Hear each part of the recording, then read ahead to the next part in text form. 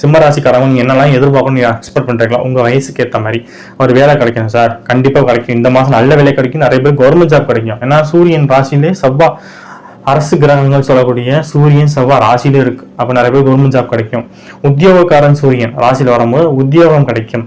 பிரைவேட்டா இருந்தாலும் நல்ல பதவியில கிடைக்கும், அந்த உத்தியோகம் மேனேஜர் லெவல்ல கிடைக்கும். அதே மாதிரி செவ்வா மத்திய அரசு பணி நல்லா வாய்ப்பு இருக்கு. அதே மாதிரி சிவில் கன்ஸ்ட்ரக்ஷன், நிறைய பேர் வந்து கன்ஸ்ட்ரக்ஷன் எடுத்து பண்றாங்கன்னு வைங்களேன், அவங்க இந்த மாசம் நிறைய ப்ராஜெக்ட் வரும். செவ்வா அப்படின்னா செங்கக்கலவா, ரியல் எஸ்டேட்டு, இபி லைன் சம்மந்தப்பட்டது, மின்சாரம் சம்மந்தப்பட்டது, எலக்ட்ரிக்கல் ஐட்டம், இந்த மாதிரி பிஸ்னஸ் பண்றவங்க சூப்பர்.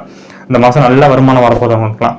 இது இல்லாம பாத்தீங்கன்னா உங்களுக்கு லக்னத்திலே செவ்வா இருக்கிறதா யாரு ஒரு 4, 9, 4னா அம்மா, 9னா அப்பா.